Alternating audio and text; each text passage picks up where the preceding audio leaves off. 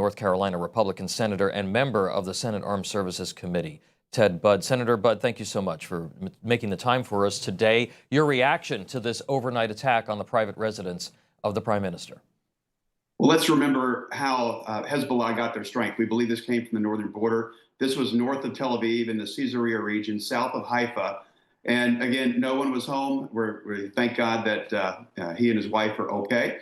But Kamala Harris, Joe Biden, they undid the Iran deal, giving millions, hundreds of millions of dollars to Iran, which built missiles and drones to send them back into Israel. So that's made things more unsecure. Now, while they've said the right things in the last 2 days with the death of Sinwar, this is a real problem that they have totally enabled Iran, which has enabled their proxies to attack Israel. So I lay this at Kamala Harris and Joe Biden's feet, and it's made the world less safe and more unaffordable. And particularly, you see the world on fire, and it's because of weak leadership from that administration. And Joe Biden and Kamala Harris did say that when Sinwar was killed, that it was a good day, but almost immediately after he was confirmed dead, the president was quick to pivot to de-escalation and ceasefire and ending the war, etc. Yet again, the administration had repeatedly warned Israel not to step up their attacks on Hezbollah or go into Rafah, meaning Sinwar and Nasrallah would still be alive had Netanyahu listened to Biden and Harris. What should the U.S. be saying and doing here, Senator, at this pivotal moment in the conflict?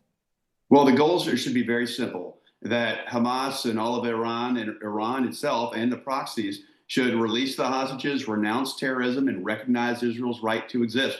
If they do those three things, the world will be a safer and better place. And particularly for us here in North Carolina, Keith Siegel is a hostage. His wife, Aviva, was released after 50 days. That's Thanksgiving of last year. We're grateful for that, but we want all the hostages to be returned home, particularly the 7 Americans. But not likely that they're going to actually take your advice, Senator. So what does our posture need to be going into these next several months? We need to allow Israel the latitude to do what it needs to do. It's on the ground. I've been over there multiple times. I've visited with them. They are executing the safest, most civilian-friendly possible war. It's amazing the things that they're doing. Look, there are tragedies that are going to occur, but we need to give them the breadth and the latitude to do what they need to do to make Israel a safer place. And if Hamas, if Lebanon would just recognize Israel's right to exist, that would bring peace to the region. So it's a clear pathway. I don't think it matches their ideology, nor Iran's ideology, which chants death to Israel, death to America. But again, if we give Israel the tools it needs and the breadth and the latitude it needs, the world will be a safer place. All right, I'm going to pivot now, Senator, to election 2024, 17 days away from Election Day. The polls have tightened. President Trump currently holding a slim lead in the Tar Heel state, your home state. So much of this, Senator, is going to come down to the get-out-the-vote operations and the campaign infrastructure on the ground there.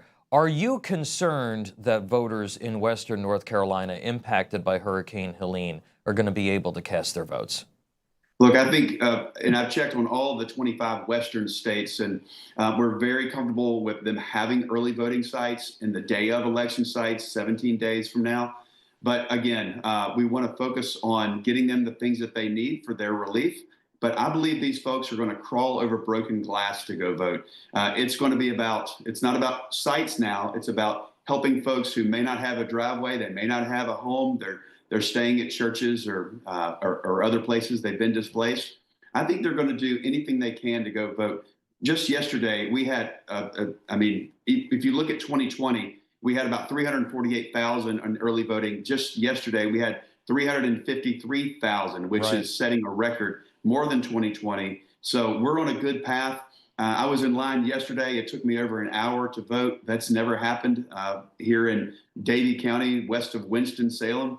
But people are excited about voting, and they're particularly excited for North Carolina. We won in 2016. We won in 2020 for President Trump. And I believe we're going to win again in 2024. But we've got a lot of work to do. President Trump, J.D. Vance are continuing to come to the state and again, highlight the needs of those in western North Carolina. Senator, very, very quickly for me, because I'm out of time for you, a new era for Senate Republicans, either way, after Election Day.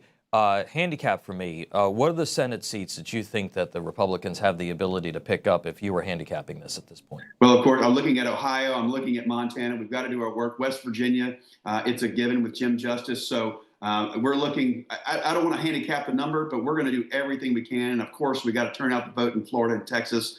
So the Democrats, that's the only place they can play offense. But I believe we'll be in the majority, but we've got to work to earn it. Information. Truth is freedom. Is Newsmax. It's real news for real people.